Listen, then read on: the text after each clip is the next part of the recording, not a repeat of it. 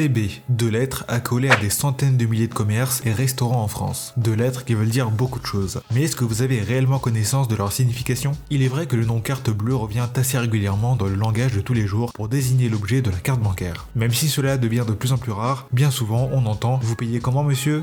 Par carte bleue s'il vous plaît. L'inverse, cependant, est plus rare. Mais alors, ces 2 lettres veulent dire quoi exactement? Carte bleue ou carte bancaire? Eh bien en fait, même si le logo laisse penser l'inverse, aucun des deux. Ces 2 lettres signifient en réalité GIE carte bancaire, le groupement des cartes bancaires CB, qui est un groupe historique créé en 1984 et qui a permis aux banques françaises d'adopter la carte à puce en 1992 alors que les États-Unis ou le Canada ne s'y sont mis qu'en 2015, donc bien plus tard. CB est également un réseau à part entière. En France, beaucoup l'ignorent, mais lorsque vous allez effectuer un paiement via votre carte bancaire, c'est ce réseau qui sera utilisé et non Visa ou Mastercard. D'ailleurs, si vous êtes attentif, sur votre reçu de carte, en dessous du nom du commerce et d'une certaine suite de chiffres qu'on verra dans une prochaine vidéo, vous pouvez voir le réseau utilisé pour votre paiement. Et bien souvent, comme on le voit sur cette photo, c'est bien le réseau CB qui a été utilisé. Le réseau CB, vous l'aurez donc compris, est un réseau qui fonctionne uniquement sur le territoire français. C'est un réseau dit domestique. En dehors sera utilisé Visa, Mastercard, etc. Mais alors quel est le véritable intérêt d'avoir un réseau domestique qui traite les transactions alors que Visa ou Mastercard fonctionnent déjà très bien? Bon, déjà car étant un réseau domestique, vos transactions ne passent pas par Visa ou Mastercard. Elles sont donc décentralisées de ces 2 réseaux très connus qui ont d'ailleurs connu certaines petites pannes. On peut par exemple citer la panne du 1er juin 2018 vers 16h. C'était le réseau Visa qui était tombé en panne pendant plusieurs heures et qui a donc empêché tous les détenteurs de cartes bancaires Visa d'effectuer tout paiement ou tout retrait. Par contre, et c'est là où on voit l'avantage d'avoir des cartes bancaires co-badgées CB, donc avec le réseau CB, c'est que elles n'ont pas été impactées par la panne. Les transactions sont juste passées par le réseau CB comme d'habitude. Les usagers, à part voir l'info circuler, ça ne les a pas impactés plus que ça. Même pas du tout. Mastercard a également connu sa panne le 12 juillet 2018, cette fois-ci moins longue, de l'ordre d'une dizaine de minutes, mais même scénario que pour Visa, ça a paralysé tous ses détenteurs d'effectuer tout paiement en retrait. Bon, là c'était une panne mineure, même si je pense que ça a impacté beaucoup de monde à travers le monde.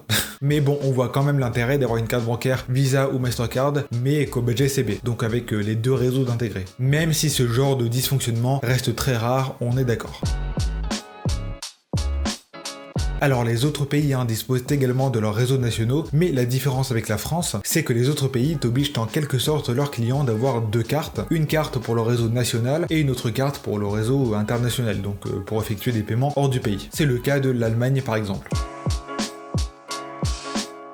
La vérité, c'est que CB a toujours considéré Visa ou Mastercard comme des partenaires et non des concurrents. Avec cette façon de penser, CB a donc imposé aux commerçants que si CB est accepté, Visa et Mastercard devraient également l'être. En gros, il n'y a pas de discrimination, ce qui arrange d'ailleurs bien les étrangers car ça les évite d'effectuer des retraits d'espèces. Bon, là on a parlé du côté commerçant, mais du côté client, tout comme il existe des cartes bancaires possédant seulement Visa ou seulement le réseau Mastercard, d'ailleurs ces cartes-là s'appellent Visa Only ou Mastercard Only, voilà, c'est juste pour info. Saviez-vous qu'à une certaine époque et avant la vente de l'entreprise SAS Carte Bleue à l'entreprise Visa, oui bon je sais ça porte un petit peu à confusion, bon donc avant que l'entreprise SAS Carte Bleue soit revendue à l'entreprise Visa, les banques françaises délivraient également des cartes bancaires nommées Carte Bleue Nationale. Elles ressemblent d'ailleurs à ça, voilà, le visuel qui est pas très joli, on va pas se le cacher, et effectivement on reconnaît bien l'ancien code couleur du logo du GIE carte bancaire, du groupement des cartes bancaires. Oui, et on parle bien de l'ancien logo parce que le nouveau, c'est celui-ci. Bon, encore une fois, à ne pas confondre avec l'entreprise Carte Bleue. C'est 2 choses différentes. Le visuel, certes, est celui du groupement des cartes bancaires, mais le logo que vous voyez en bas à droite de la carte est bien celui du logo de la SAS Carte Bleue. L'entreprise qui a été vendue à Visa, je vous le rappelle. Alors non, pour être clair, là on parle bien du groupement des cartes bancaires. La SAS Carte Bleue n'existe plus vraiment puisqu'elle a été revendue en 2010 à l'entreprise Visa. Et oui, vous le voyez venir, c'est pour ça que... Vous réglez comment? Par chèque. Vous réglez comment? Carte bleue Visa. Carte bleue Visa, le mieux, c'est de s'en servir.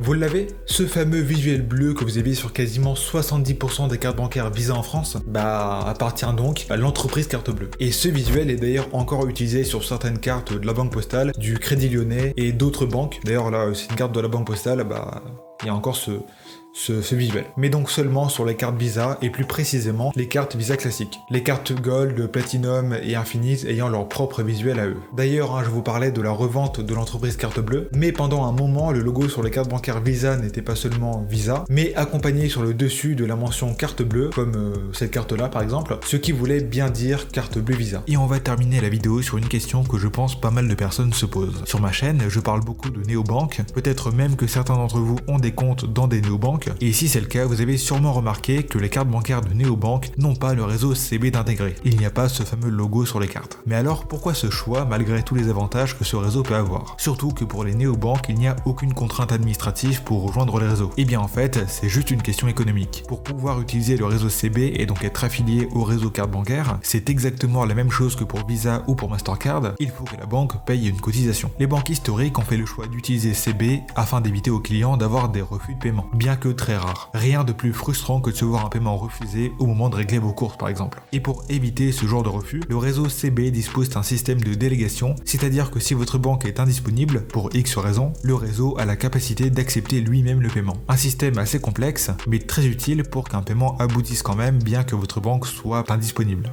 Bon, et bien voilà, je pense que j'ai fait le tour de ce que voulaient dire ces deux lettres CB. Comme d'habitude, si vous avez des questions, n'hésitez pas à me les poser dans l'espace commentaire, c'est fait pour ça. J'essaierai de prendre le temps pour y répondre correctement, et le plus en détail possible. Et maintenant, s'il vous plaît, quand un commerçant vous demande comment vous souhaitez régler, ne dites plus par carte bleue, mais dites plutôt par carte bancaire. Voilà, petit coup de gueule. Sur ce, portez-vous bien, malgré la Covid, et moi, je vous dis à la prochaine. Salut!